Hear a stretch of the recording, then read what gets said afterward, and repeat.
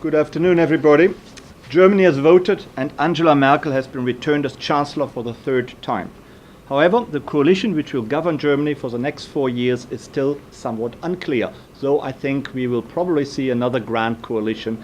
It seems there are indications that the SPD will go once again into bed with Angela Merkel. This afternoon we will discuss what happened at the German general elections of 2013, and we will analyze and discuss the consequences of that election. What will Germany's policies be like for the next 4 years? We will look at the domestic, at the economic and social, and of course also at Germany's likely foreign policy and the Berlin Republic's relationship with the United States in the years to come. The event today has been organized under the auspices of the Richard M. Krasno Distinguished Professorship with the cooperation and support of the UNC Center for European Studies and PWAT, the Peace, War and Defense Curriculum at UNC. I'm Klaus Larres, the Richard M. Krasno Distinguished Professor in History and International Affairs at the University of North Carolina in Chapel Hill. And I'm happy to say it again is a very nice and sunny day in Chapel Hill. Today I've been joined by 3 distinguished experts on Germany. This is Professor Helga Welsh on my left of the Department of Politics and International Affairs at Wake Forest University. Then, on the very left, there is Professor Holger Moroff of the UNC Political Science Department. And last not least, on my right, there is Professor Konrad Jarausch, who has also joined us today. Konrad Jarausch, of course, is one of the UNC History Department's most distinguished professors. The procedure today is as follows. First of all, our 3 panelists will briefly give us an assessment of how Germany voted and what the likely consequences are. When I say briefly, I mean they will talk for no longer than more or less 5 minutes each. Then I will ask them a few questions to tease out a few more details. I will try to interrogate them a little, but in a most gentle way. Subsequently, I would like to turn to you, the audience, and encourage you to ask our panelists and myself as many challenging and probing questions as you possibly can. We are videotaping the event today, and the video will be available shortly on our YouTube channel. The address is youtube.com/KrasnoUNC. As you all know already, our YouTube channel is highly exciting. Please watch it as often as possible, meaning daily. I would also like to encourage you to sign up for our mailing list so that you are in the know about all the other exciting events which are forthcoming. But now let me open the discussion. Perhaps I can ask Helga Welsh to give us her assessment of the results and consequences of the German elections of September 2013. Helga. Okay, I'm happy to do so. Thank you for the invitation to come here. People in Germany and I guess in Europe talked about a boring election campaign, or at least that's what they called it. They said just as boring as in 2009. But when the election results came in, then it became a little bit more exciting, right? Up until the very end, nobody had really thought that the Eurosceptic party, Alternative for Germany, had a chance. The first results showed them very close, 4.9%. Many of you know that you need to have a 5% overall voting outcome in order to be elected. So that was the first suspense. The second came probably maybe even more unexpected, and that was that the Liberal Party in Germany that had been part of the parliament in Germany since 1949, often as the kingmaker in coalition governments, did not make the 5%. So that was somewhat of a small earthquake, and that makes, we will talk about coalition building, very difficult, because Angela Merkel had thought that she wants to go together again with the Liberal Democratic Party. I'm sure we will talk about the reasons later on. The other point that I wanted to mention to you, that the outcome of the election is very different from other elections in Europe lately, because I think in 10 out of the 17 countries that are members of the Eurozone, the incumbent was voted out. So this is in Germany. Not only was the incumbent not voted out, but she was able to increase her share, and most people think that the success of her party is largely due to her. And secondly, in all the other countries, protest parties, often anti-European protest parties, have done very well in elections. I just mentioned the Alternative for Germany. It did better than what some people had thought, but not nearly as well as in other countries. So coalition building will be difficult, but again, I'm sure we'll talk about that and about the parties. So maybe right, that is a beginning. Sure, thanks very much indeed. Holger, do you want to continue and tell us something about some of the other parties? Well, I mean, most has already been said, but not by everyone, so I try to repeat only things that I find most interesting. I don't think it's just a minor change that the Liberals are not represented anymore, because they have been in the parliament since the existence of West Germany, and their tradition goes back, to the formats, till 1848 and even earlier. And of course, it's a sea change, and I think we have witnessed a sea change on Sunday, and it might be compared to the first major sea change in West German political history, with the entry of the Green Party exactly 20 years ago, right, in 1983, 30 years ago, exactly 30 years ago in 1983. And indeed, the role of the kingmaker is not with the Liberals anymore, right? They are just not represented, and also their base seems to have been weakened considerably. They are only represented in 2 states, Hessen and Saxony, and only in one they are a member of a governing coalition in the federal system of Germany, as you might know. Well, but I think my first response is just to quote the leader of the Green Party on Sunday night. I think he stepped down today, so he's not the leader anymore, but he was the leader on Sunday, and in a flippant moment when he, I think, was taken a little bit aback by the results and the question, he just said, well, Angela Merkel just won herself to death. Sie hat sich zu Tode gesiegt. Is there a better translation? I don't. Okay, won herself to death because she needed a partner, and she doesn't have a partner anymore. And I think that's the crucial situation in which Germany and Angela Merkel, the CDU, is in. Of course, it's by far the strongest party, right? The next one is, 17% below. So even if there is a grand coalition, it would only be with the junior partner, SPD. And she now has a very difficult choice, despite having won a decisive victory. And you would think that the right party and the CDU now would govern Germany if it had, let's say, American electoral system. This is the map of the various districts, 299 districts, who voted for their representative in parliament directly. And you see this map is pretty black, right? So, of course, black stands for the CDU, the Christian Democratic Party, and you would think that now the political system would also shift to the right. But the contrary will happen, because she will have to enter a coalition with a left party, either the Green Party or the Social Democratic Party, and that's something she probably did not reckon with. Right? In this sense, she won herself to death, to speak with Jürgen Trittin, the leader of the Green Party. From the position of those potential coalition partners, of course, one has to look a little bit into the recent history, which is your turf on the right side of the table. But since it's just within 10 years, I might say 2 words about it. Because the experience of the junior coalition partners of the CDU is an experience of what some term disenchantment.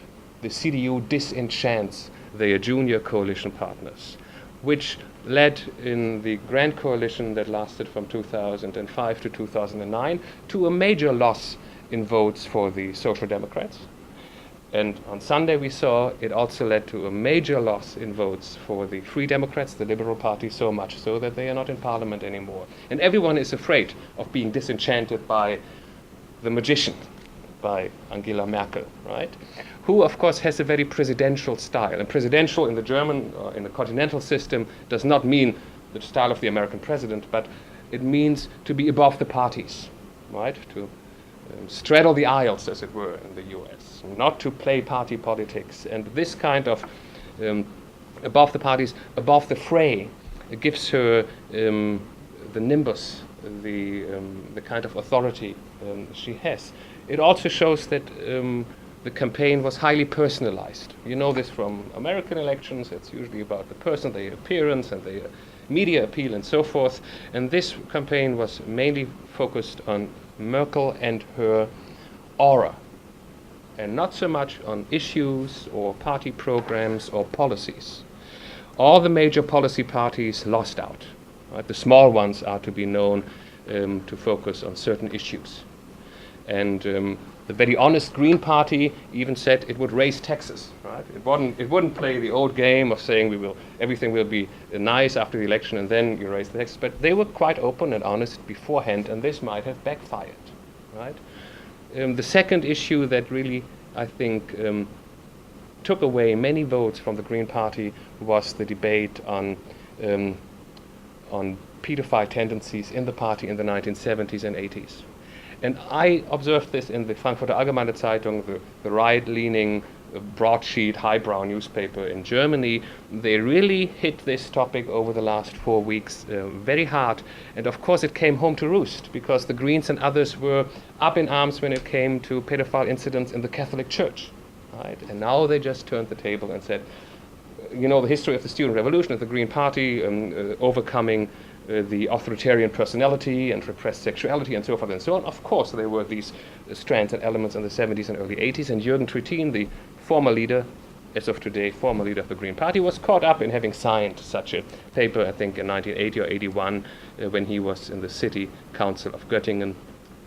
And this, I think, is one of the few topics that can still scandalize. It's one of the taboo topics, and the CDU and even the Frankfurter Allgemeine, a broadsheet paper, really hit home with this topic, and just shortly before the election.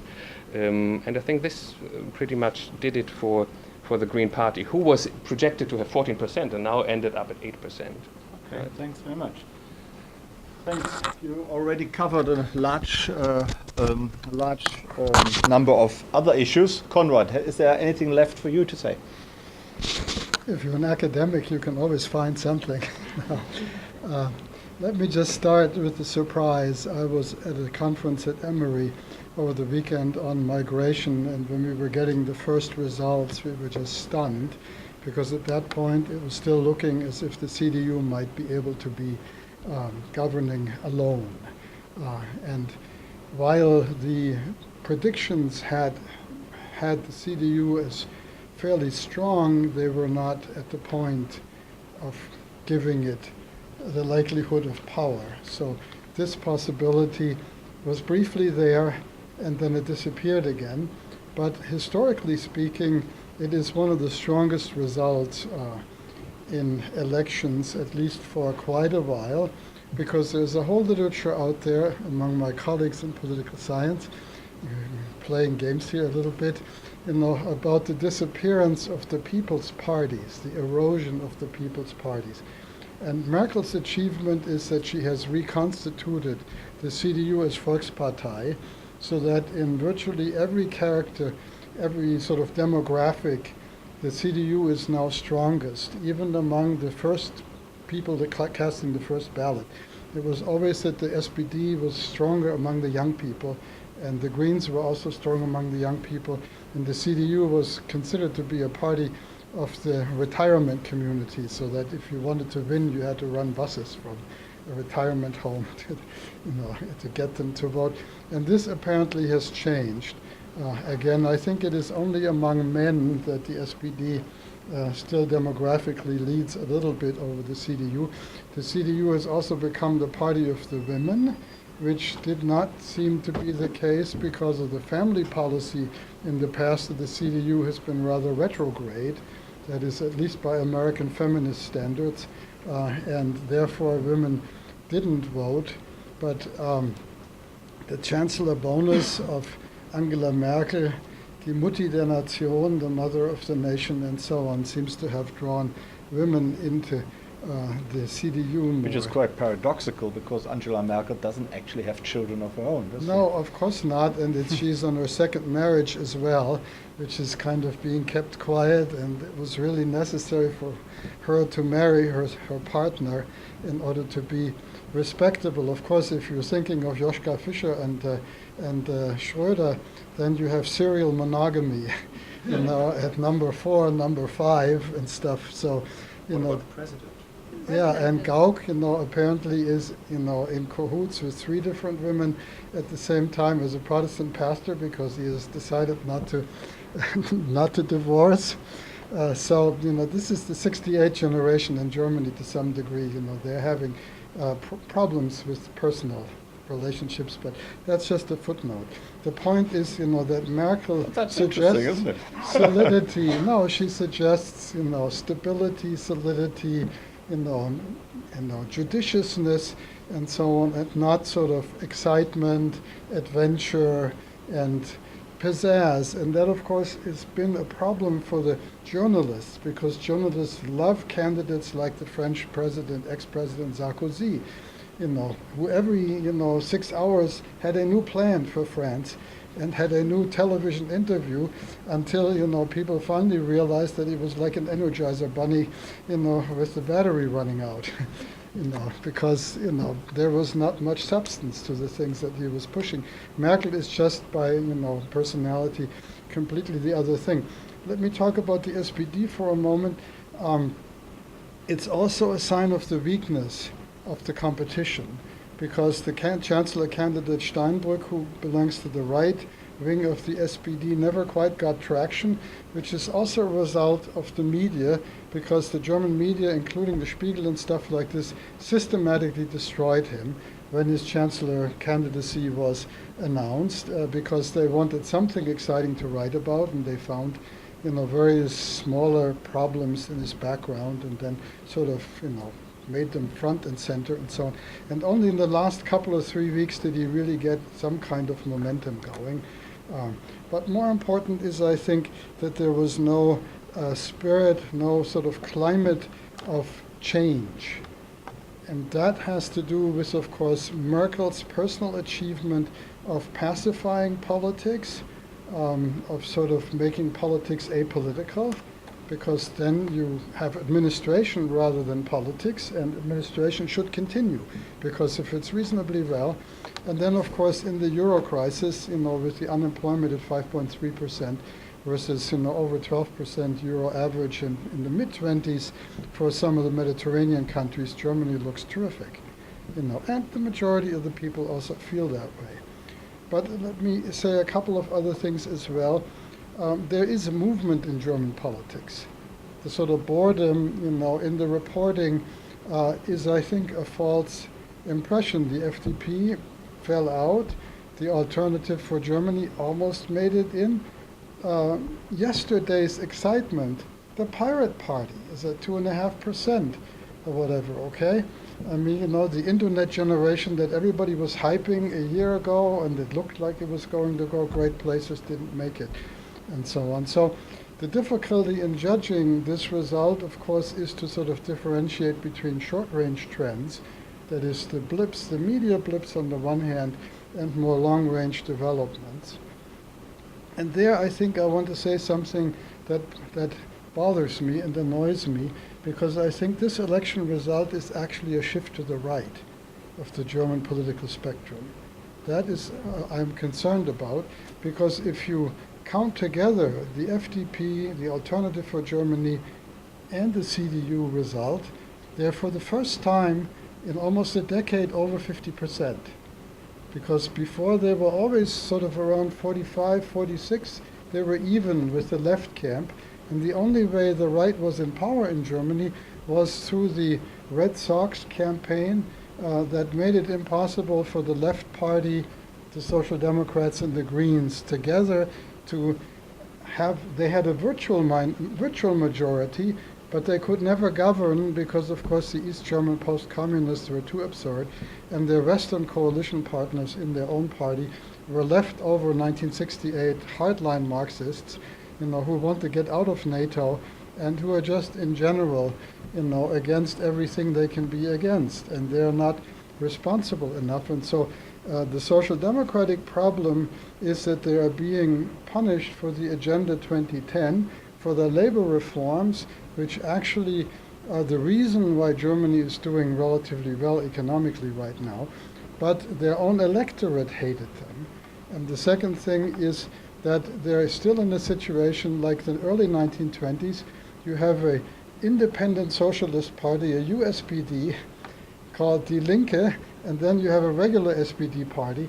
And as long as the two are split, my prediction is the SPD will not be getting a chancellorship back. And of course you also have the Greens, which is also a left-wing party. Yeah, right. And the left is split into 3 different parties, whereas the right is split into 2.5 parties. The second one is the CSU, and my favorite opportunist and the person that I like least in German politics, Seehofer, just got, and unfortunately, you can say something. Helga is from Bavaria. I didn't vote for him. No, I'm sure you didn't. And obviously this is why I admire you. Thank you, Konrad. Let me just finish the sentence. He had an absolute majority in Bavaria, and that is another thing that is going to make coalition building more difficult, because the CSU has decided it will not be in the same coalition with the Greens, whereas the leader of the North Rhine-Westphalia SPD and its state organization has decided they do not want a grand coalition. So right now we are in a stalemate, and it's going to most likely take weeks until that somehow sorts itself out. And it is even possible that there will be a minority government, although unlikely, and it is even possible that there will be another election within 6 months. Thanks. Thanks very much indeed. These are gloomy speculations about another election in 6 months. I mean, everyone is kind of surprised by Angela Merkel's success, because, as you rightly said, she is not that much an impressive person. She is more like low-key and not like Sarkozy, a drama person the media loves. So what are actually the reasons for her tremendous success? It's a 3rd term as chancellor, which is good in itself. She is short of 5 seats to get an overall parliamentary majority, which is very rare in German politics. And the last absolute majority which the CDU obtained under Adenauer was in 1957, so quite a few decades ago. And Merkel almost got there. That is quite tremendous. What explains that personal popularity she has? Is it really due to just the economic policy of Germany, which are compared to Greece, they are pretty strong. But compared to China and the United States, German economic performance is not that outstanding. So what makes, or what accounts for Angela Merkel's really quite impressive personal popularity, Helga? I think Konrad mentioned, the economy, and I think it does play a major role. Keep also in mind that the last 4 years were basically years where she was in the news constantly because of the euro crisis. The whole world knows about Angela Merkel, and she used this, stage quite well. So I think that's part of it. Holger mentioned the presidentialization of German politics. People, of course, we don't have a president, but because of the media, it has become Americanized to some extent. So I think that is part of it as well. People feel that she handled the euro crisis well. Of course, the euro was really not an issue during the campaign, which is interesting in its own right. But I think partially it's because people are tired of it. I think people are also, or at least the parties pretty much voted with her when it came to the euro bailouts, so there really wasn't that competition in terms of different policy options. It will definitely not go away, the topic, but I think that's part of it. People feel they like her as a person. I remember one quote saying, I don't necessarily agree with her policies, but I like her as a person. I think the term trust is an important one. I think people trust her, and they respect her.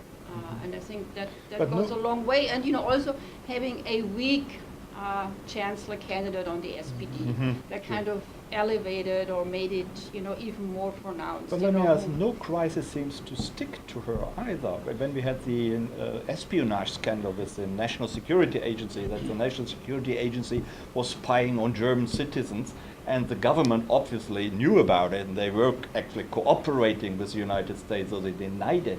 But nothing, no one blamed Merkel. How come? I think overall the topic, also it was exploited in the newspapers, didn't stick at all. And people thought, yeah, that's not good, but we know that lots of things are going on. It just wasn't a campaign issue. Also, they tried hard. Steinbrück, the SPD tried hard, but it never really made it to a really important issue. So. So people she's a bit don't like a make Teflon chancellor. Nothing sticks. I don't know. She makes her way through it, right? As I said, I think people overall have the feeling, Germany is in good hands. In fact, some of you may have seen this huge poster that was in Berlin, because her typical holding of hands is like this. And so the poster, huge poster on the train station, above the train station, showed just the hands of Angela Merkel. Everybody knew that it were her hands, right? And then it says Germany is in good hands. Like Churchill's victory sign. Churchill's victory sign, right? Just before I take you... supporters use this. If we make this together, you would see... Yes, I right. know we don't usually do this, but you would see these pictures in Right, Germany as a sign of support. So, Thank you, Holger. Would it be correct to say Merkel has reached the standard of Helmut Schmidt in the 1970s and 80s, who was much more popular than his own party, but could convince personally rather than with the content of the policies of his party? Is it similar with Angela Merkel? No. Because Helmut Schmidt had policies. And I'm very serious about whether I agree with it or not, but he was a person of high policy competence. And he would defend his positions openly and would fight out policy decisions openly. And this is the opposite of Angela Merkel. Angela Merkel follows her mentor, Helmut Kohl. Helmut Kohl's... They fell out, didn't they? Well, Helmut Kohl's way of conducting politics was to aussitzen, yeah? To sit on things until they are gone, right? And don't move. I think she has a little female touch of this. Sie lächelt es aus, yeah? She smiles until the policy issue is gone. And the beauty from the political gambit perspective of this is that, of course, all her male contenders, all the minister presidents of Hessen, Koch, or the one of Lower Saxony, who she made then president, and they're all gone. They're all gone. They were all fighting each other, and they all captured the media attention and the newspaper headlines. And whenever there is a controversial issue, including the NSA surveillance and spy affair, which is not over at all, by the way, she would never be heard on it. She does never come out with her own position. That's not Helmut Schmidt. That's not Helmut Schmidt. She has her ministers go. Male or female, doesn't matter, and they fight it out. And if there's something wrong with the government's position, they have to go. I mean, this is the role of ministers anyhow. You have to shield and protect the chancellor or the head of government, whatever it is. And in this sense, I think she learned a lot from Helmut Kohl. It's a feel-good factor. It's the feel-good, smiling, But can you blame her for motherly, that? maternal. I'm not. No, I wouldn't. You won't have an analysis, and that's all I want to give. I wouldn't blame it. This is a very smart move if you are a power political person, to have others fight out the issues and not be heard on issues yourself, because issues are dangerous, right? You can lose on issues. You can be found on the wrong side, on the losing side of how certain issues will be played out. So she has this matrimonial, motherly air without being actually a mother, but she cultivates this, and that's part of it. And there is certainly an interesting gender development. Konrad hinted at 44% of German women voted for Angela Merkel. Only 37% of men did. So there is some appeal, some gender appeal for this, and indeed it changes the CDU's traditional idea, right? And also the policies she then eventually took on board. not at the forefront, but maybe as the second or third guard in action, the policies of daycare issues, for instance, right? Having a family minister like Christina Schröder pushing these kind of agendas, which the CDU was not known for. And this appeals also to working women, right? And of course, she was a professional working woman with a PhD in chemistry, and so that might connect her to Maggie Thatcher more than to Helmut Kohl. Also, on the other side, she took the wind out of the sail out of some issue parties. The energy shift, right, to renewable energy. So you see all these solar panels on German houses and the overcast gray sky. Right? This was a CDU position and taking the wind out of the sail of the Greens, right? The Bismarck style. Right? That's what Bismarck did with the Social Democrats, right? And then 100 years earlier. Let me just interrupt you and ask and be devil's advocate. You say she doesn't really perform on issues. You know, and I buy that the way you explain it. But on the other hand, in the Euro crisis, she did take maybe not strong leadership position, but she was ahead and she gave some sort of direction. So she didn't hide. Why wasn't she blamed for what happened in the Euro crisis? Well, she is blamed for what happened in the Euro crisis. If you go to Greece, I would say 80% would blame her for not acting soon enough. Again, I think she has a very cautious attitude, not being caught first in line of any issue. And secondly, she broadened her base. She had the SPD's support for the bailout, which is already an indication of how a possible minority government that is tolerated by SPD or by the Greens might look like. Because you had this kind of toleration already when it came to the Euro bailout. The SPD was in the boat with her. Thank you. Let me continue. I think we conclude from what you said that Angela Merkel is a very skillful politician. What about the FDP? The FDP doesn't seem to have been too skillful because they're out of parliament now. They got less than 5%. Didn't they benefit from the success, in inverted commas, of the governing coalition so far? Well, let me just say a couple words about Angela Merkel as well.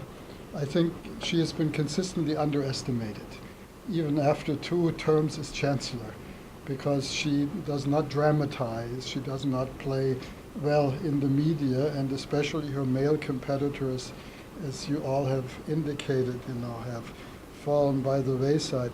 She is an incrementalist politician. Holger has explained that very well too.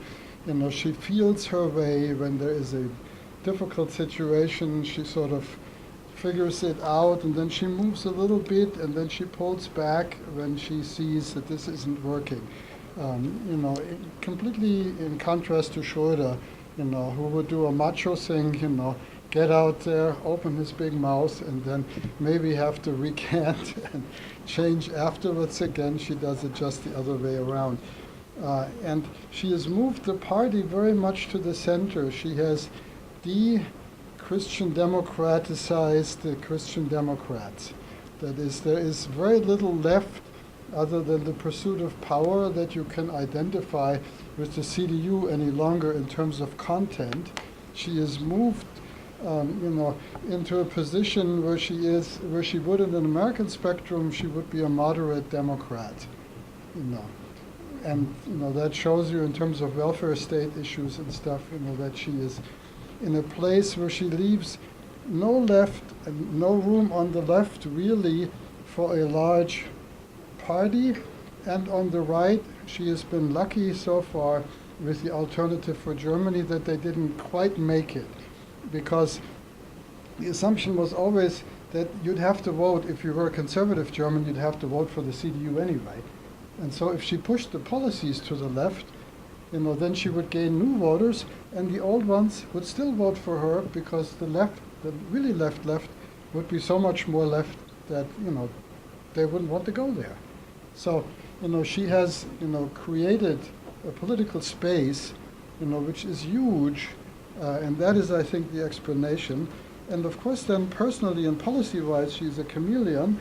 That's a friendly little animal, that changes its spots. I mean, let me just remind you of the fact that she was a flaming neoliberal when she ran for the first time, and she almost lost that election, and she learned from that election never to get out front, and do what the sort of columnists wanted her to do. Okay, and ever since then she's careful. And she was, also, a supporter of nuclear energy early in her career, and then she flipped completely. And, in that sense, I think the Teflon, comparison that you brought is, I think, a central quality that she has, that somehow her incrementalism and her managerial style makes it such that she always tries to be where reasonable opinion, the reasonable majority wants to be. That's where you find her, and not hanging out somewhere where, there's lots of public turmoil and stuff. Just a couple of sentences on the FDP. I think the FDP committed suicide. That's the... How did they do that? shortest way. By fighting against each other, by, systematically, arguing with each other, by undercutting their lead candidates and so on. Guido Westerwelle, of course, was the in-your-face 17 or then 14%, FDP winner in the last election, and he had ideas that the FDP would at one point be stronger than the CDU, and his political style was abrasive, confrontational and so on.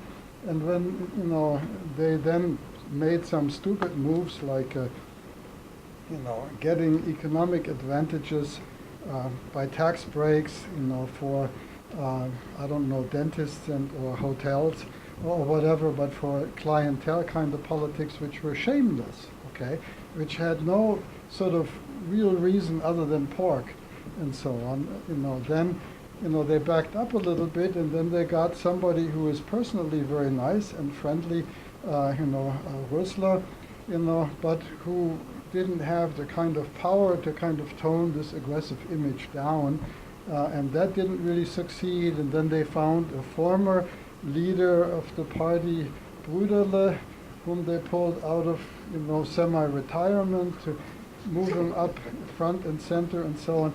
And when you sort of do this on the personality level, and when you do, when you have stupid policies that are clientelist but only for a very small group, and then, you're in the embrace of Angela Merkel, and you can't really have a political profile anymore because your, survey figures, your returns are too small, then, you're at a place where you need to be punished. And we were joking about this a few days before the election, and, this is one that I was correct about, and I was actually gloating, somewhat, for this to have happened. This is not very nice, is it? No, of course not. And, I am embarrassed. Thanks, Konrad. We could go on forever about the death of the FDP, but it may not be a permanent death. The FDP can well come back in 4 years' time.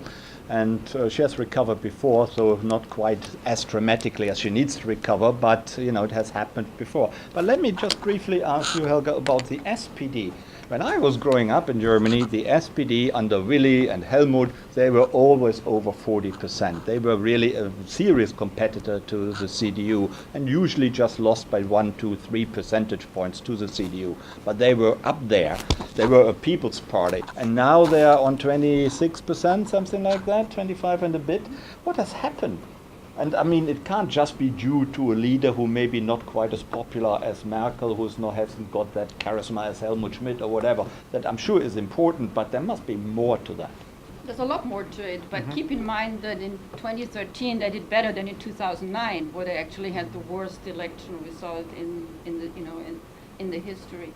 The SPD used to be a working class party. German society changed, right? So working class has become middle class. So a lot of its clientele has shifted as well. Trade unions are no longer as powerful as they used to be. So the traditional base has changed, and the SPD has not been able to really mobilize what's left of this base. In addition to it, there's the Left Party.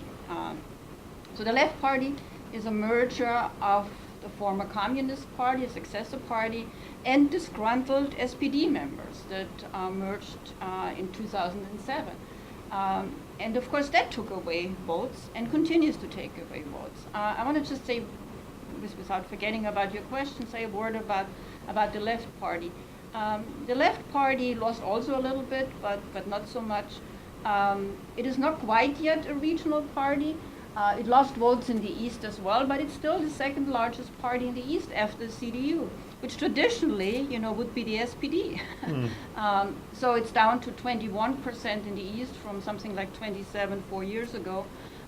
In the West, the left party had 5.3%. So it would have made it, but hardly made it. So the competition on the left is much stronger than it is on the right, I think, as we talked about earlier. So I think that is a major part. Part of it is the question is the SPD still a people's party? That is it still a Volkspartei, as we call it in Germany? Konrad mentioned earlier that the CDU-CSU really regained the status as a Volkspartei, whereas the SPD has lost it, I think, to some extent. So I think the competition, not having found its niche quite yet, and I think the move to the left also hurt it. I think they rightly thought that or maybe not rightly, but wrongly thought, by moving to the left, talking about tax increases and so on, that they would show a clear difference to the CDU-CSU. But I think that backfired. It is true that for the CDU-CSU, the whole election campaign was focused on Angela Merkel. The SPD actually tried to have a thematic election campaign, but was not very successful or picked the wrong topics. A major topic in the election campaign is minimum wage, which I think would have a lot of appeal. In fact, most agree on the idea, but they just want to do it differently. So I think, and the other thing is, Konrad and Holger talked about it too, that the CDU and the CSU to some extent, but particularly the CDU, has moved to the center. You can also say to the left. So again, people don't really see the difference among the parties as much as they used to. And what's interesting to me is that voters are much more willing to shift their votes around. So what in political science we call de-alignment. People no longer have the strong party identification that they used to have. And so I think it's true that up until a few days before the elections, still quite a few people were undecided. Only 33%, according to some data, have a strong party identification and knew well ahead for which party they would vote. Others really 15% made up their mind on Sunday when election day was. And then another 17% just the days before. And that explains, among other things, for example, why some of the predictions were wrong, right? Because even if you have the best polling, if people change their mind or don't have an opinion, then it's hard to predict. I remember when people said you can put up a donkey in the Ruhrgebiet, in the Ruhr Valley, and with the sign SPD on it, and they would still vote for it, And I think these days have long gone. That's the yellow dog Democrat. Yeah, exactly. Yeah. We have looked at the election results and tried to analyze it, and I'm sure when we open it up for questions, we will, have further questions about it. But let's look into the future for the time being. We still haven't got a new government. The new government will either be a grand coalition, CDU, CSU with the SPD, and that of course will still be a junior partner, but a relatively strong junior partner, or there's the, I would say, still unlikely possibility, as you explained, that we may have a CDU, CSU green coalition. Both would be possible regarding the seats necessary to get over the absolute majority together. But that, of course, the Greens on just over 8% of the vote would be a really small junior partner, a weak junior partner. But does it really matter for example, people in Germany and people abroad? Would policies of that new government, be it because Chancellor Merkel will still be there, she will be the Chancellor, and she will this very strong senior partner. Does it matter whether her coalition partner is the SPD or whether it will be the Green Party, and which themes would be differently handled? Konrad, you want to say something? Holger, it's his Helga? But, Helga, okay, go on. I Konrad wants a few minutes to think about it. Okay, yes, I would like a few minutes too, but I think I would even qualify the question, does it matter for whom? For the German people. That's something That is the voters, after all. for Plato's philosopher king to decide what's the best for what the German people are wanting, not for me. But if you look at it from a party political perspective, does it matter for the CDU? Well, the CDU took on lots of the Green Party's agenda already. Whether it is social rights, gay marriage, energy shift we mentioned already. So I think that many of them should feel comfortable with the Greens, even though this is a generational issue. The young Turks, the Greens, would hate their parents' generation, and of course the Greens used to be would have a rather high percentage of sons and daughters of ministers and traditionally CDU conservative parents, right? So there is also a conservative streak in the Green Party, and they might find each other, even though Jürgen Trittin was left-leaning, closer to the fundamentalist wing of the Green Party, but he has stepped down now, and Katrin Göring-Eckardt, who will be running for the new leadership of the Green Party, she is more flexible, and the so-called Realo wing, right, the more Realpolitik, could one say, wing of the Green Party, and I think there are sufficient areas of overlap. But the point is, whoever goes and joins Angie will lose at the next election, unless they play it wisely, because as you can see, there is a left majority of seats in parliament, right? That means at any moment one could pull a vote of no confidence, of constructive no confidence, that is, in Germany. And this moment must be an opportune moment, when the CDU, for one reason or another, you have ups and downs, you have scandals, is in crisis, and when an early election might then give the Greens or the isn't that rather or the unrealistic? SPD. Would the SPD vote with Die Linke against a sitting chancellor? That's what I'm saying, matter for whom, right? If the SPD joins with the CDU, then the question is what happens with the left. Then the left will be the main opposition party in the German parliament. Think of it. The blacks and CDU and SPD together. The next largest party is the former communist, or the descendant of the former communist East German party. What is success? What is success for Gregor Gysi, for the former communist East German party, to be the spokesperson of the German opposition, right? And this would foreclose one moment, the moment of possible fusion, right? The Linke is so strong because part of the left wing of the SPD split from it. During the Agenda 2010, Lafontaine left and then joined forces with the old communist descendants. And this is the basis of the left. Lafontaine now is gone. He is not playing in the political game any longer. His wife is, but his wife does not have this history of being a defector from the SPD.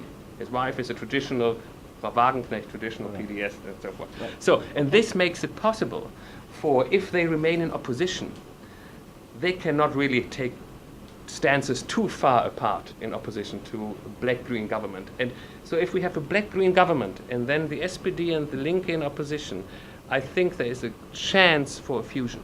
I think there is a chance. And I think one would need such a fusion if the SPD was ever to recover as a Volkspartei, as a People's Party, as a big tent party. I mean, you ask for scenarios, these are all predictions. No, what I was actually asking for was about policy issues, not strategic and tactical considerations. Sorry. Maybe you misunderstood. That's okay. Let me ask Helga about that. You want to talk about it, right? Sorry. Well, I have now had time to think about it. Right. Okay, but not too long, please, because we're running out of time. Okay. So let me ask the question again so that everyone is clear about it. So whether there is a coalition with the SPD or with the Green, Angela Merkel will be chancellor, but will her policies have to be different depending on what coalition and what policy differences might there be? I think there's some slight shading. I don't think it's going to be dramatically different. With the SPD, I think you said already yourself, the social issues are more central, like minimum wage and some other kinds of limiting or getting control of some of the financial speculation on an international level is, I think, an issue that the SPD has been pushing and so on. And I think that those would be more up front and center with an SPD. It's a question of who gets what ministries then, in practice. On the European level, the assumption of the New York Times and various other people is that the SPD is somewhat more or somewhat less austerity friendly and somewhat more supportive of using German money in order to re-stimulate various Mediterranean economies.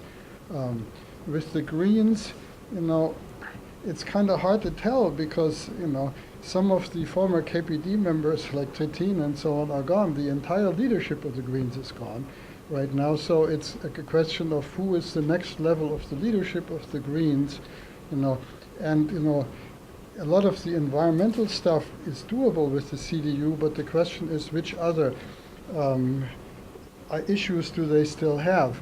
If they're trying to do something which other political scientists had predicted, namely to inherit the FDP, then they would have to go into a somewhat more business-friendly direction, and that might be a problem for the revival of the FDP, but we don't know that.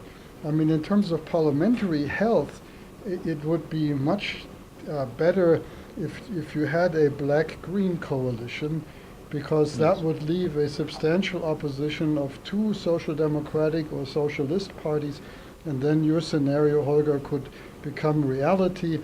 They could regenerate an opposition and maybe even find a way to merge to get another Volkspartei on the left going again. But there are always temptations of office. Once you've had a driver and a big, S-Class Mercedes and so on, you want back into power.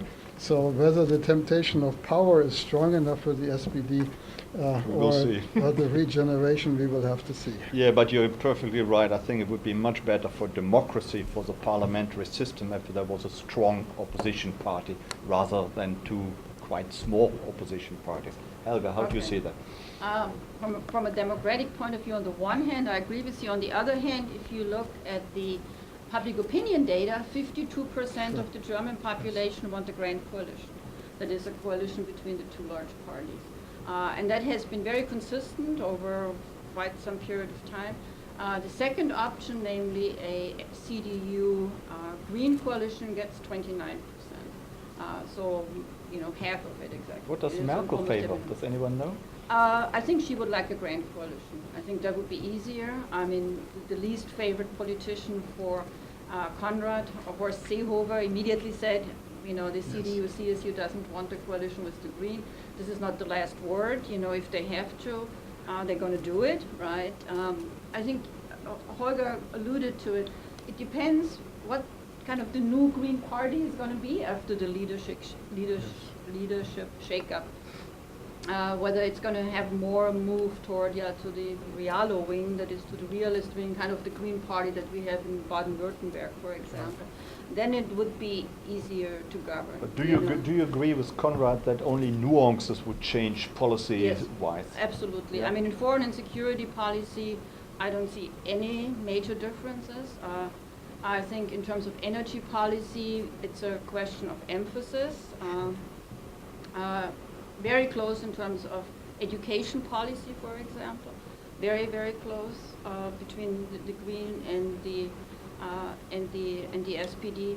Again, the Green in its soul searching at the moment, saying we should not have pushed for the tax increases for kind of upper middle class people. If they stick to this, then they would be like the SPD. If they retreat from it, then they would be easier. But it would not be a major difference. Okay.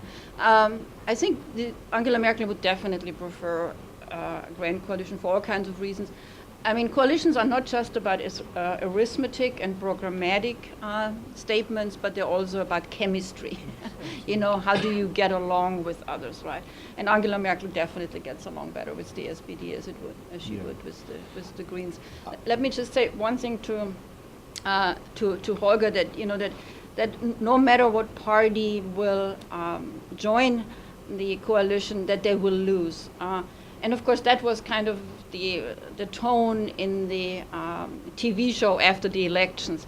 The TV reporter said to Angela Merkel, why would anybody want to join a coalition with you? The SPD, when they entered a coalition with you, they lost huge. Now the FDP, you voted out of parliament, right? And she kind of laughed and said, you know, you can blame a lot on me, but not everything. You know, look at the parties themselves, right? But keep in mind that Angela Merkel also said that she will not be like Helmut Kohl. That is, you know, she will not seek another term in 2017, or at least that's what she says at the moment. And of course, that talking about an opening, that could be an opening, right? And in fact, you know, like it's always true, when one party is too much focused on one person, that can also be a dilemma for that party, because there's going to be a lot of infighting and leadership juggling going on. Who will succeed her?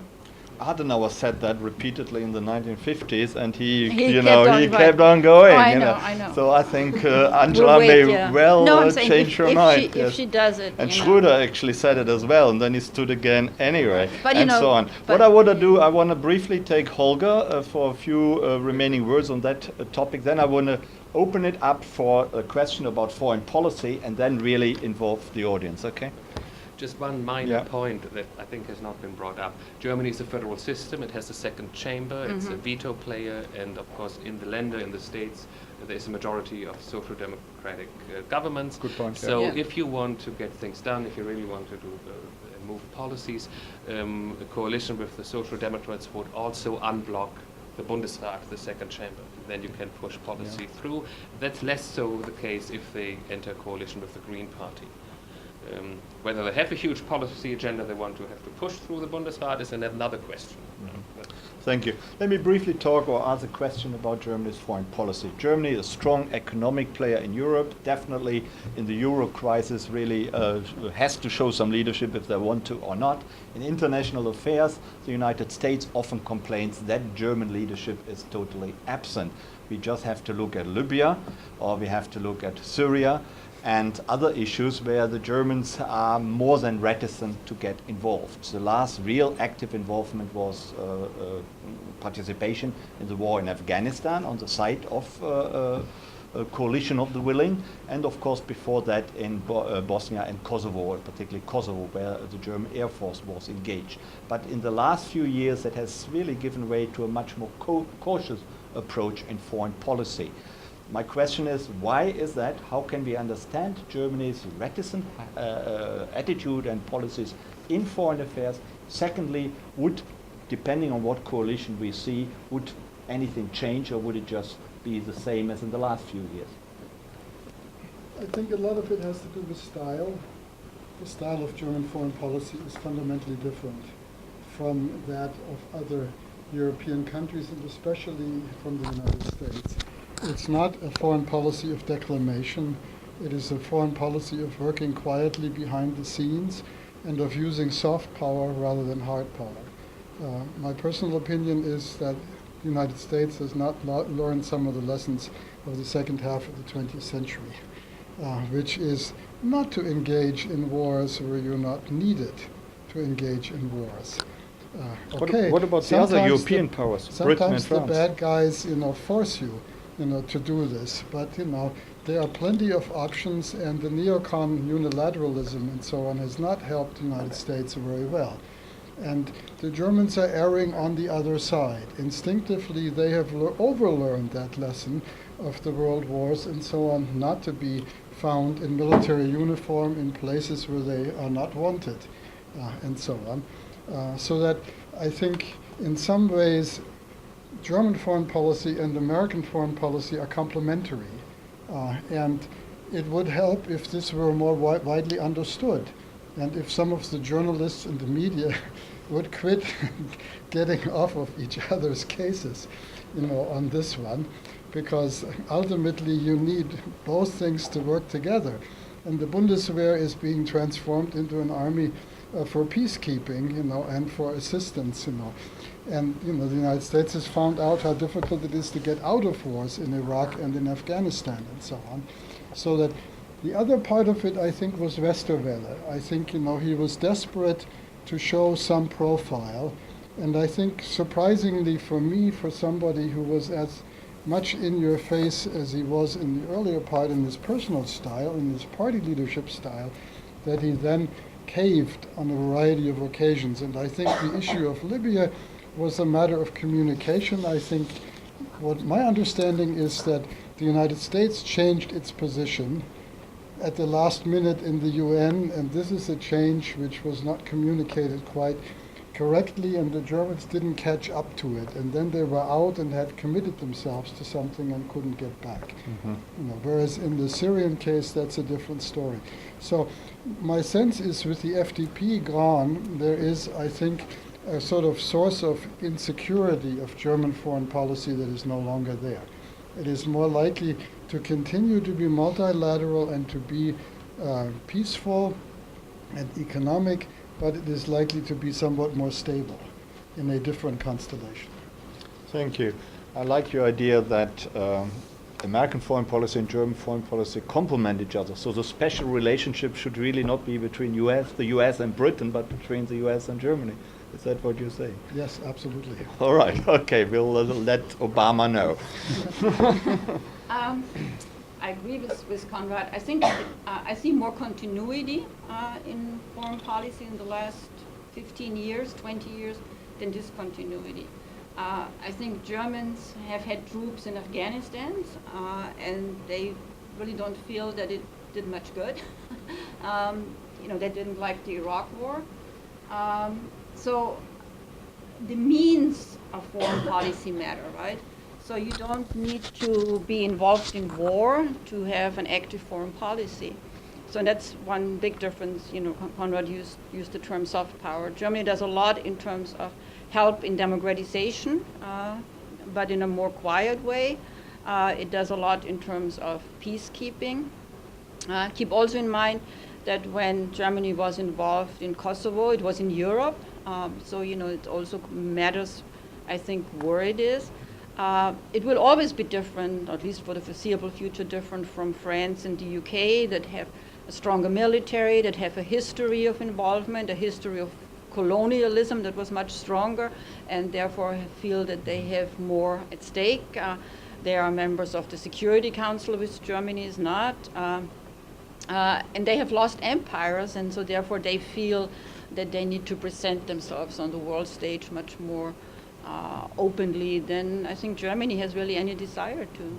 Thank you. What is often overlooked, I think, is the role, quite constructive role Germany is playing in the Iranian nuclear crisis. Right. Behind the scenes, the Germans are actually very active to get a deal together between Iran and the United States. And of course, it's not just Germany, but Germany is one of the quite important factors in that crisis, or to overcome that crisis. The same applies sometimes regarding Israel and Palestine.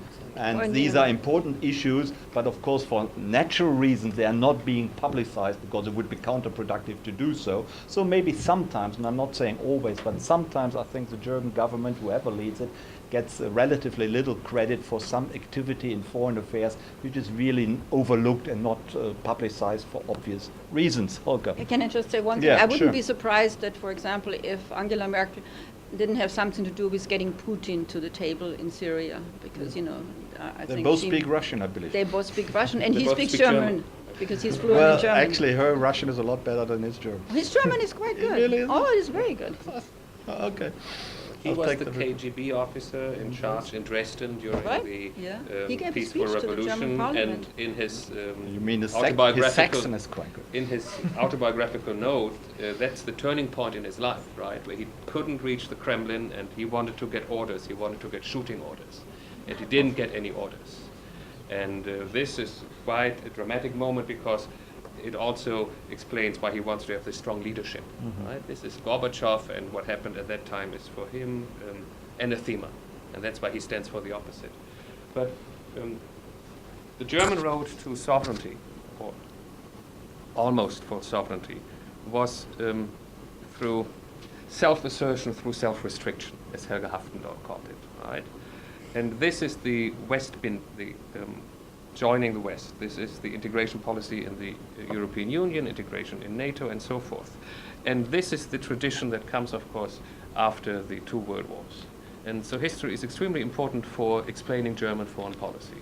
And the only major shift that happened was, of course, the Kosovo crisis, where with the Green foreign minister, and it could only have been done by a left coalition, by the SPD with the Greens. The Green foreign minister, Joschka Fischer, changed the discourse on a dime when he, the pacifistic Green Party, who always said never again war originating from German soil, he switched the discourse by saying never again Auschwitz, right? And this is how he justified the intervention and the first time use of the German military outside of NATO area, right? Again, in both discourses, German history is the focal point.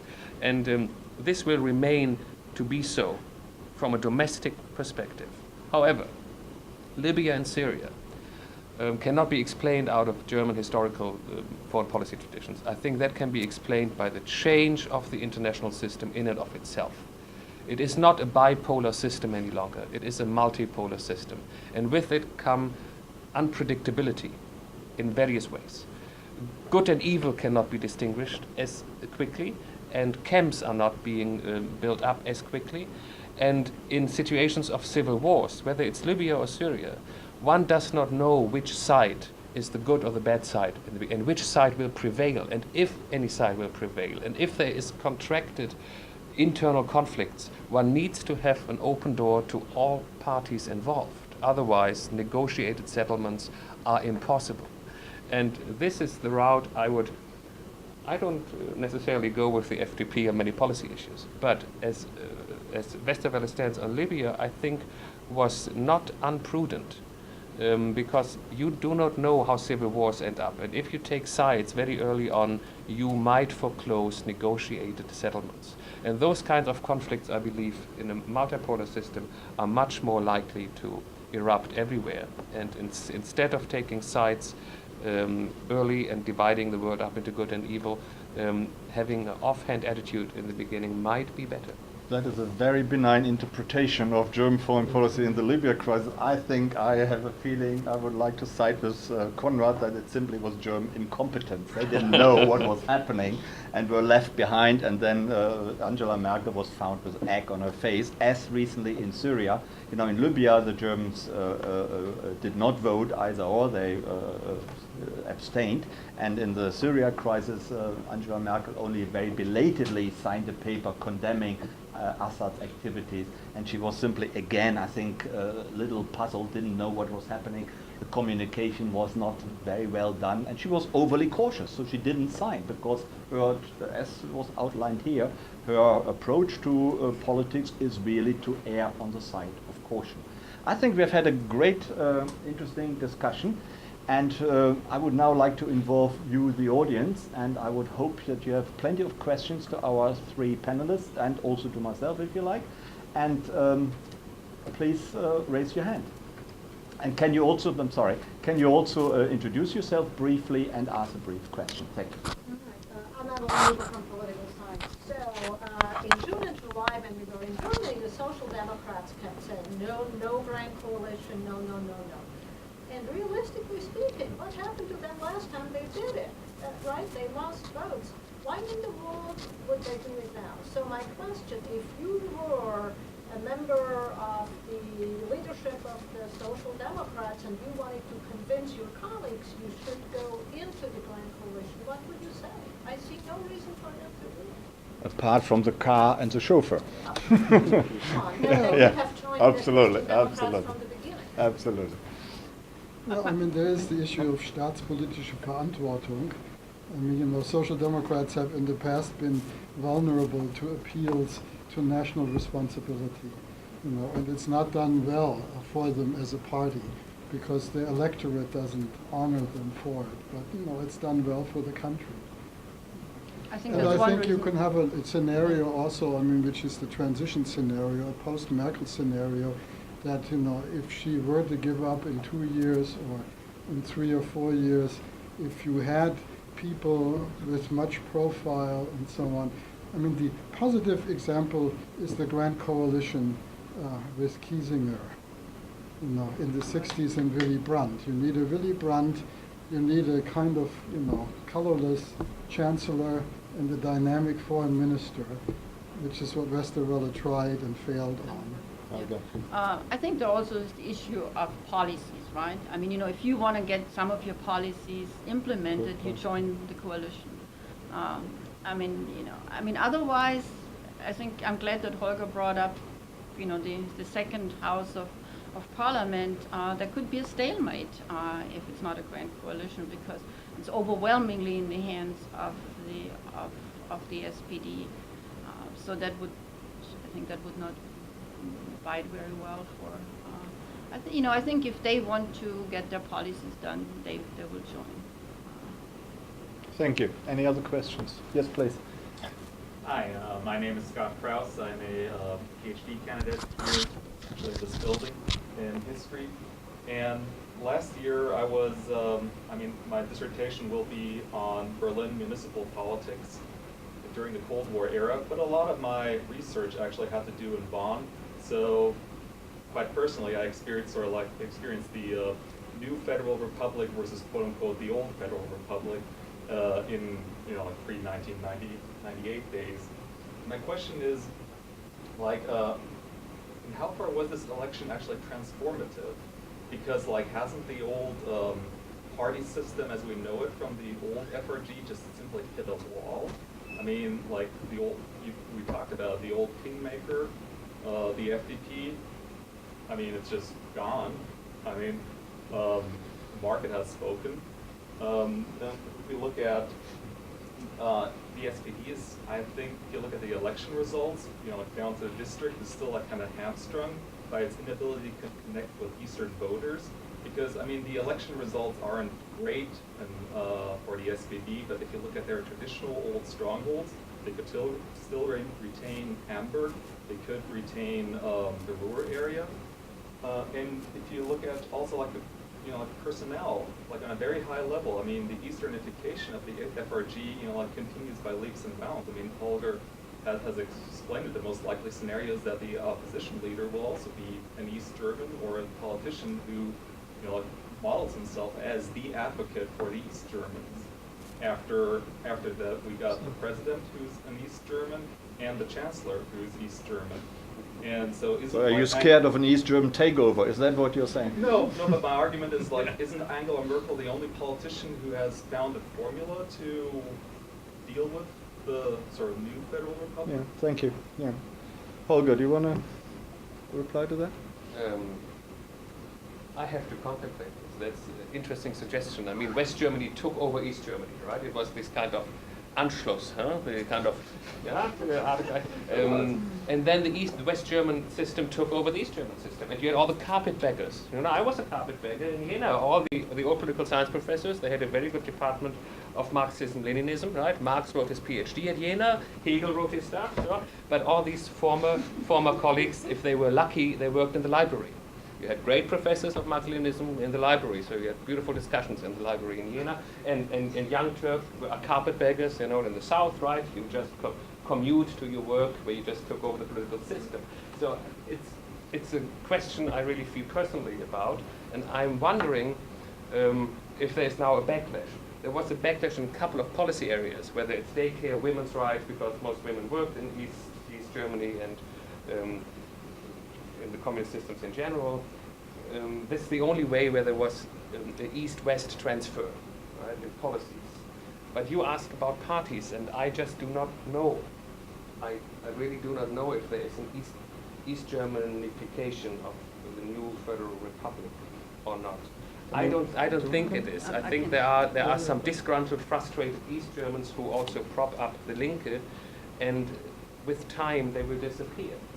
Through migration or otherwise. No, thanks a lot. Let me take Helga here. I think I wouldn't make this divide between East and West quite so dramatic, just because Angela Merkel is from the East. It doesn't have as much influence, I think, as some people make out to be. In fact, she said at some point, I think when she spoke to the American Congress, she said that Americans are much more interested in her East German background than West Germans are. And in fact, they have never made a big deal out of it in terms of. I also wouldn't make a big deal out of the fact that the Linke has one vote more than the Green Party. Yes, officially it is the third largest but it's by one seat, not one vote, by one seat. And I also do not, I really do not foresee any working together with the left party in the foreseeable future. I think talking about suicide, it would be a suicide for the SPD.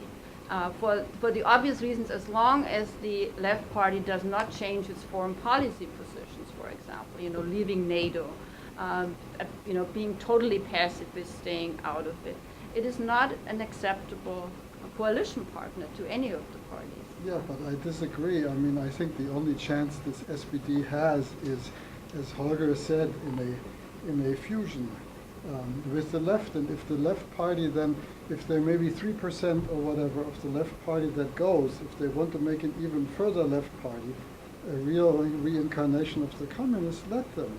But the CDU is still profiting from the chancellor bonus of unification in the eastern states, in the differential stuff, and the PDS is still the second party there, and the SPD is in the ghetto, and in Saxony the SPD is the third party, and so on. And you can't become a national governing party if you do not get out of this hole.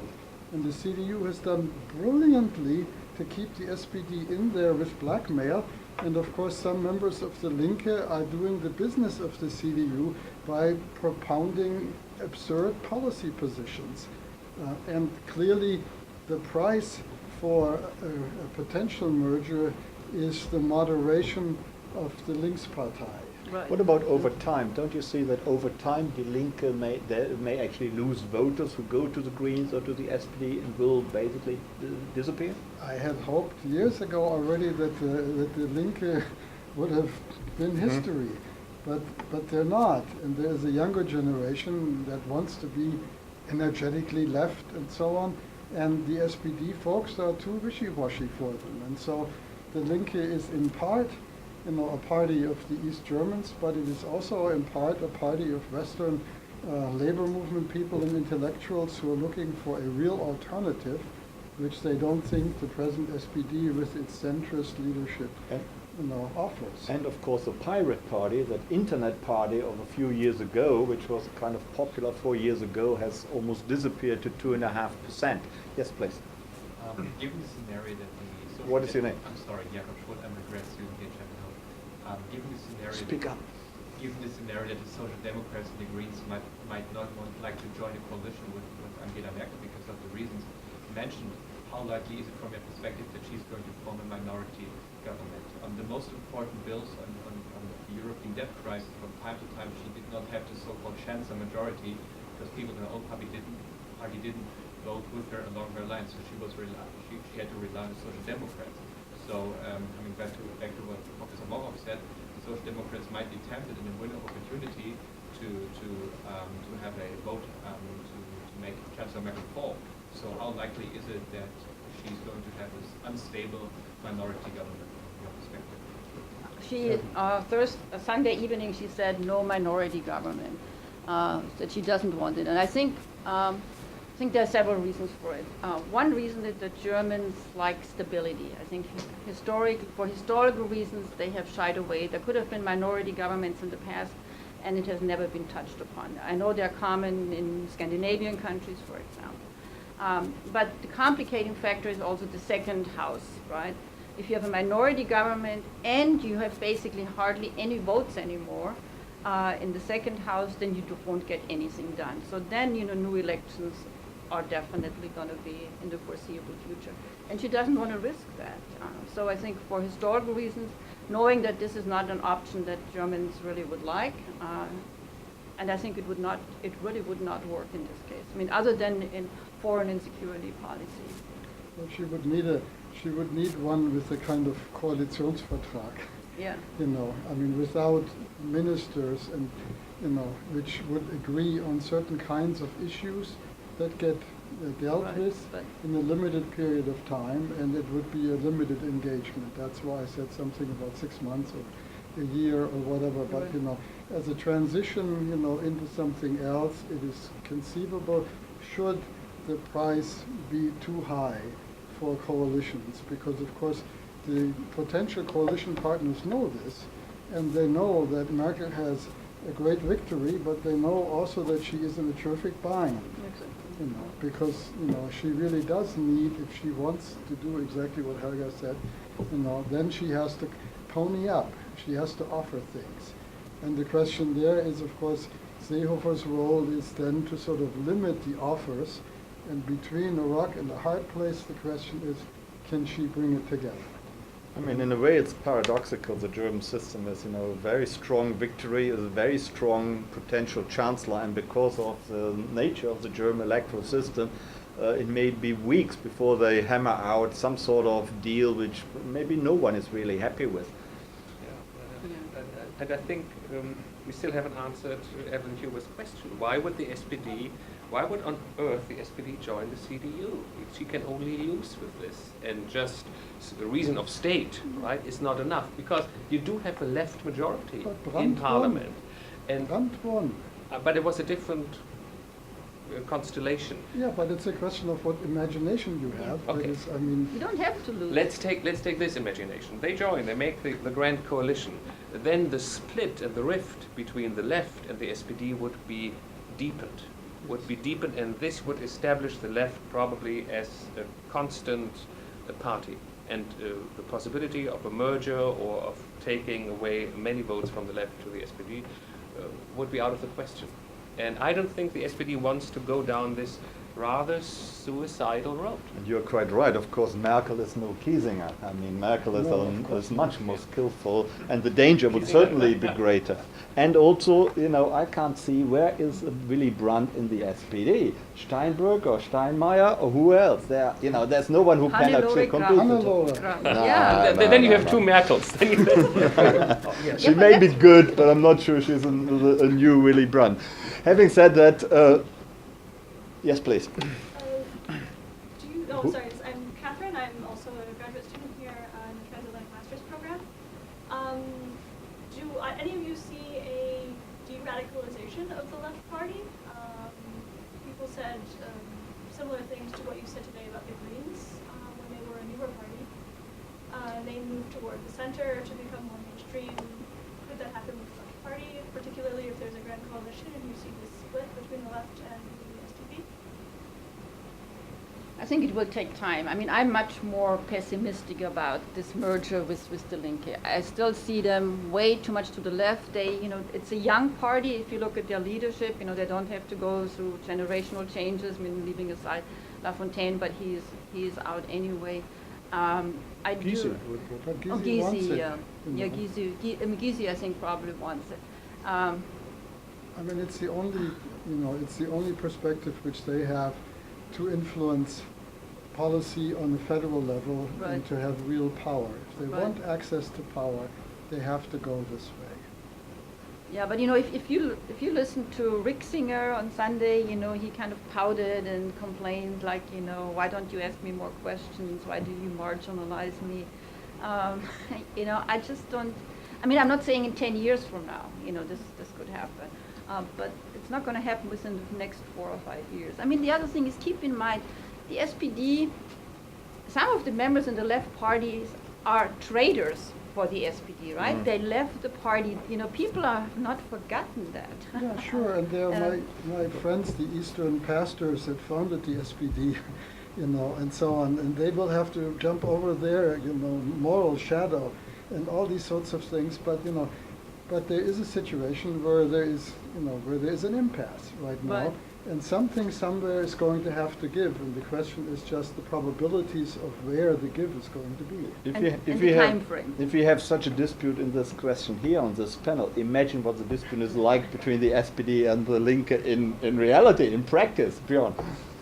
Björn Henning, Director of International Programs of Education. Speak up. Just two remarks. One in respect of the discussion whether SPD and left will go together. I think this was the last Bundestagswahl, the last general election, where the SPD would say up front, we don't go with the left. They never will do that again. There are very strong voices in the SPD that say we never do that again, because it disables the benefit of the German election system. normally it worked, and it worked very well during the past, how many years, 60 or so, 70 almost, years. We always had very stable coalition because we don't have a majority system. We don't have a dysfunctional system like America. We have a system where one part of the parliament has a coalition and they govern. And it's just because of this dogma, we don't go with the left, that we are in the situation we are there now. So I don't think that will ever happen again. And whether it's a fusion or whether they just will work together, which they already do in the East, of course. There are states in the East where the SPD and the left party are together in the parliament. And the second thing we didn't discuss, which is quite frequently discussed since Sunday, whether the Green will shift and jump over their own shadow and go with the CDU. And as of today, Trittin stepped down, Claudia Roth stepped down, Kühner stepped down. Kühner stepped down. So the old guard, the 68ers, my generation, they stepped down, who founded the Green Party. And it may well be that the new forces that come up will, I mean, they will sit together with Merkel anyway. She will invite them. There's no doubt about it. And it may well be that they say, well, why not? Because, as Konrad said, the Christian Democratic Party really has moved with Angela Merkel very much to the center, if not to the left. And there are a lot of things where they can agree on. So that would be interesting. Let's speculate on that. What do you think? Is that possible, a CDU-Green coalition government? Oh yeah, it's absolutely possible. I mean, I think, we have had, not very successfully, however, we had it at the state level. It broke apart. But as we said earlier, I mean, the policy differences are not dramatic. I don't foresee any major obstacles other than the willingness to do it. As I said, the chemistry that is not working as well, but it's definitely a possibility. That would be funny, seeing Seehofer at the same cabinet, or his representatives at the same cabinet table as They have to be in Greens. the coalition. They don't need Seehofer. Well, They but can talk about one of his. password Yeah, ban. well, true, but they will. Right. Any more questions? Yes, please. My name is Mitchell, and I'm a student at Elon. And I just was wondering if elections on the local level were had similar results to those on the national level. What do you mean by local level? In terms of the party divide, At the regional level or at the city level? It's a different system. They don't have local elections at the same time. They had state elections in Hesse. Yeah, which are also, basically nobody knows what kind of coalition they're going to have in Hesse, because it's also The interesting a hanging the interesting thing about the German electoral system is that you can have very different coalitions at the regional level, at the state level, to the coalition which is governing in Berlin. And often they are very different. Sometimes they are, they're on the same model, and that means that the upper house in the German system can have a totally different color, so to speak, as the parliamentary system. Here you have the outcome and the districts, right? Proportional representation. These districts, they would have a right preference for this black-green coalition, right? And then you have. Are these actual coalitions? then? No. No, those are these just not preferences. percentages. Oh, percentages. These are the games of a political scientist. Anyhow. Any more questions? I've got a few minutes for, yeah, please. Peter Gengel, I'm a graduate student in the history department, and I'm just sort of curious. We had the Greens workshop last spring. There was a lot of optimism about the Green Party. That I think the number was thrown out about 14%. Yeah. I'm hearing very little surprise. Can that all be attributed just to a press campaign or whatever? Like, what are the reasons for that, and where did these voters go? And what does this mean for the future? If you have a sort of generational change, it was seen as sort of like an alternative third party. What are the future outcomes? Where are they jumping to the left? Are the Social Democrats who benefited from the decline? Well, first of all, they had a double bonus, Fukushima and Stuttgart 21. You know, and Can you explain the latter? Yeah, and that combination of the Japanese nuclear accident, which when that happened, we were in Switzerland. Actually, I won't admit it, we were skiing. You know, and the news coverage in Switzerland was very matter of fact, and we were watching news in the German channels, and they were hysterical. The world was coming to an end because there was a nuclear accident in Japan. I mean, you know, the difference was just huge, and so. You know, this kind of media, you know, it's also a generational journalist kind of thing, you know, which are often closer to the Greens and to the major parties and so on, you know, then created a kind of feeling in the Federal Republic that got Angela Merkel, you know, with her antennas and so on, running into the direction of ending nuclear power. Okay, and at the same time, there was a big conflict in Stuttgart over building a new train station. In which the Federal Railway wanted to do an underground station because they have what is called in German a Kopfbahnhof or a Sackbahnhof, and they wanted to have a train station where the trains go straight through. And when they were doing that, they also wanted to build a big shopping mall on top of it in order to make money, and they were also cutting down some old trees in the park and whatever. And so there was a citizens' initiative that gathered lots of, you know, steam, and that led to an election outcome in Baden-Württemberg in which the Green Party actually is now the one that has the minister president, okay? And the assumption was in this constellation that the Greens would continue to profit and that there was a secular trend long range which would make the Greens almost rival with the SPD. And they were, you know, in the Berlin local election or whatever, you know, they were actually sort of almost neck or neck. It was a three-cornered fight, the CDU, the SPD, and the Greens, and so on. So there was a moment in which it looked, but moments in politics, you know, don't last, you know. And this constellation has disappeared, and negative publicity has been out there.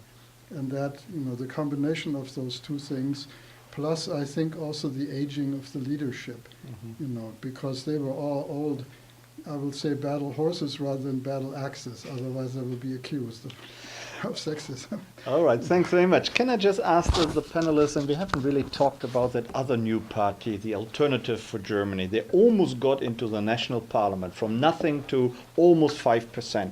Does it really mean that the German population is becoming much more Eurosceptical, even anti-European? So can we, in 4 years' time, can we actually expect that party to be in parliament? Or was that, as you just said, just a passing moment, and like the Pirate Party, the AfD will also have disappeared more or less for good? Yes, Helga. Should I start? I mean, first of all, most of the votes that the Alternative for Germany got really votes in the last week. So those are people that didn't vote for it primarily because of its program, or at least many of them, but because they were disappointed, disenchanted with the other political parties. So it's so for some, it's a protest vote, absolutely. For others, it is clearly a Eurosceptical party, but in this case, the term Euro needs to be taken literally, that it is not against European integration, but it wants an orderly dissolution of the Euro, with every country voting on it, having a public referendum, do you want the common currency or not? And it wants to have some more sovereignty back to the nation state, you know, kind of like de Gaulle's, you know, Europe of the fatherlands.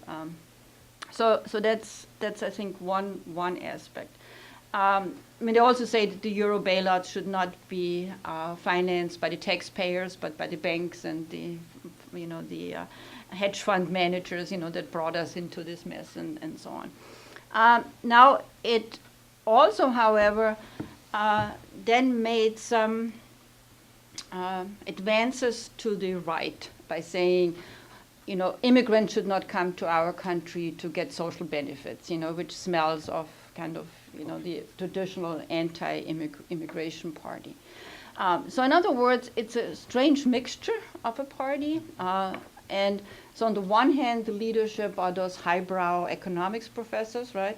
But then the people that vote for it are mainly lower class and unemployed, to some extent also unemployed people. It got the most votes from the FDP, strangely enough, from the Liberal Party, but closely followed by the Left Party. So that's also interesting, isn't it? I mean, it also got from the CDU, CSU, but it gets voters from both the left and the right of the political spectrum. So in that sense, so what does this bode for the future? It may mean that it's going to break apart because it is such a hodgepodge of different movements and ideas and so on.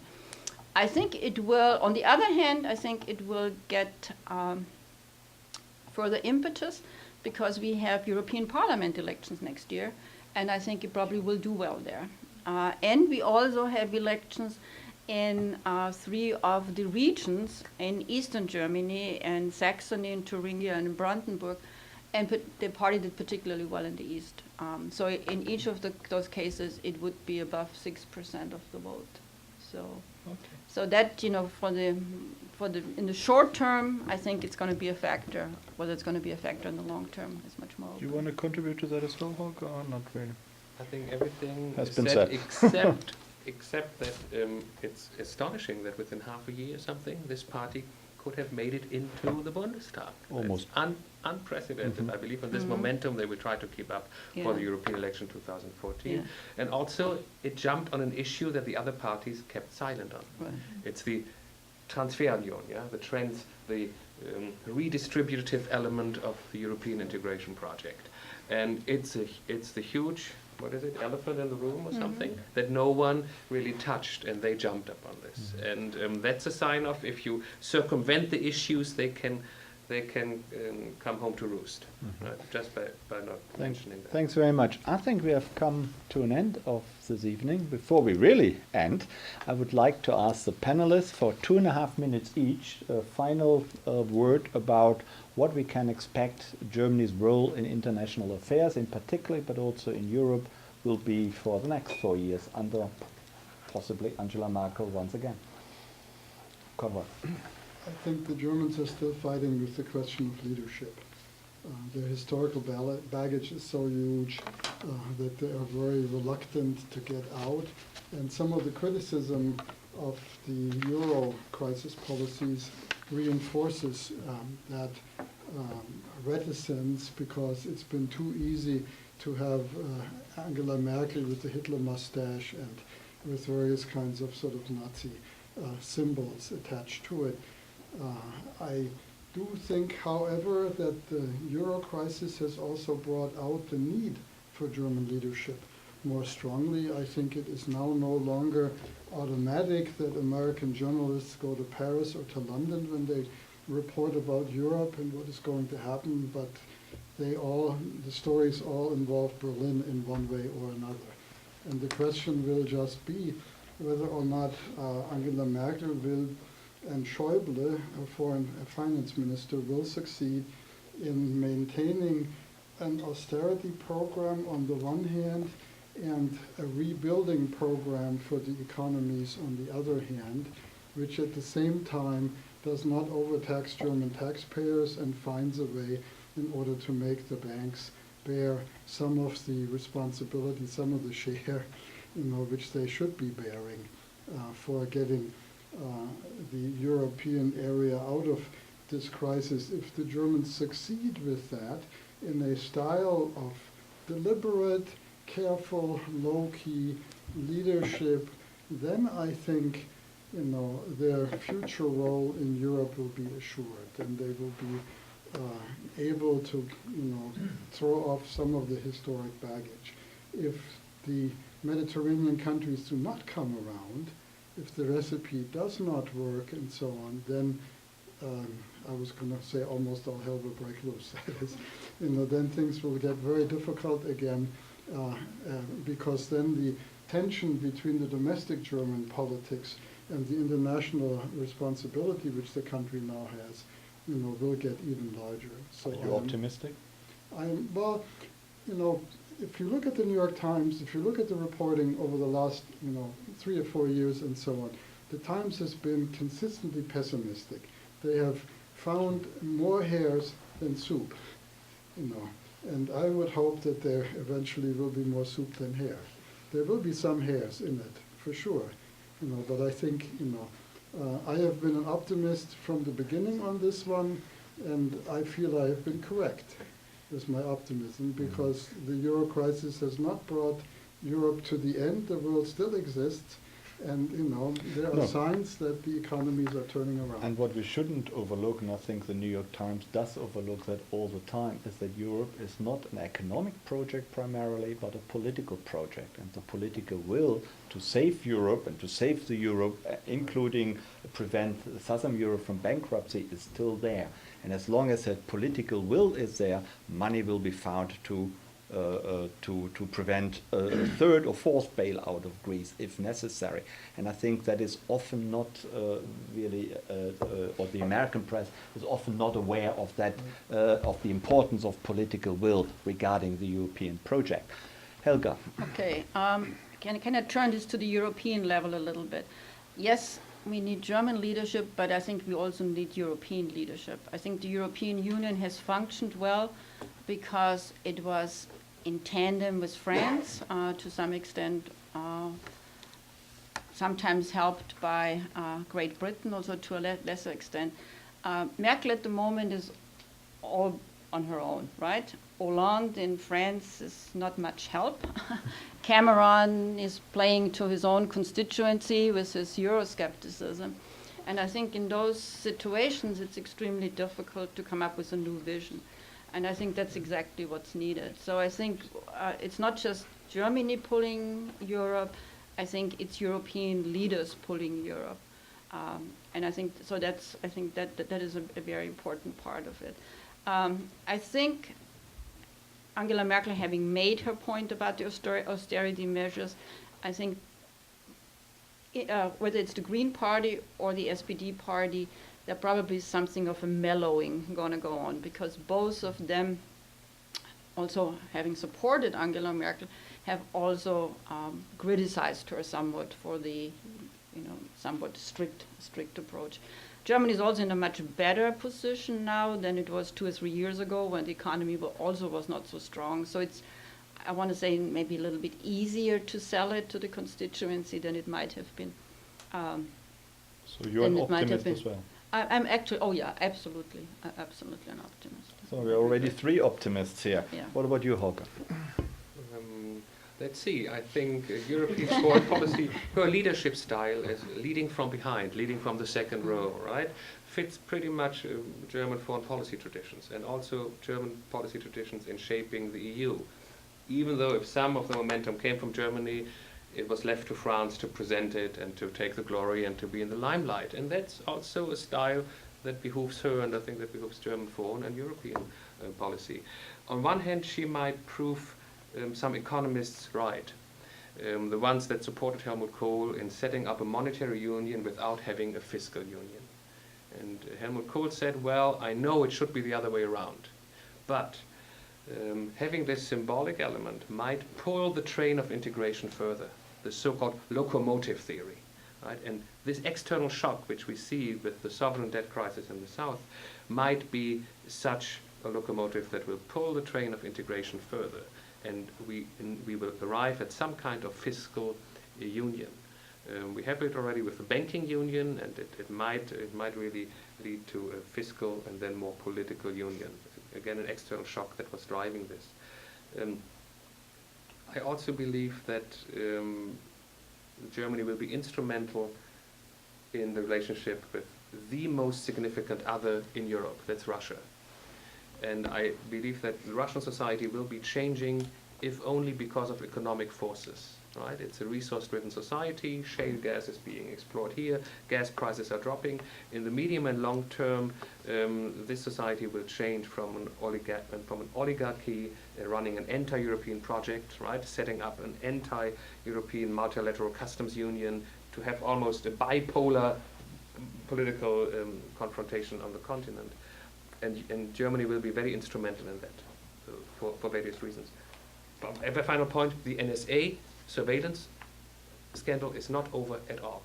I was most surprised that neither the Greens nor the FDP, who have strong civil rights elements in it, leaped on that and took this up.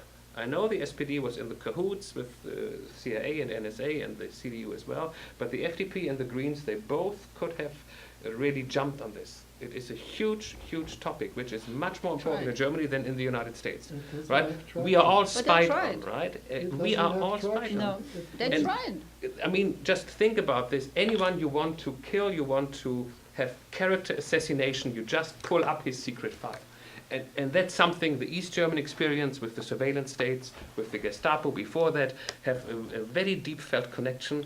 They have not made it resonate. But it's a virtual threat, whereas the financial stuff, is a real threat as far as German perception is concerned. You see, we could open the discussion and start all over again. The same, I think, we haven't talked about Asia and China and Germany's, export success in that part of the world. So we could go on for another hour and a half, but I'm sure we all want to have dinner. So thank you very much for coming. Please join me in thanking the panelists for tonight.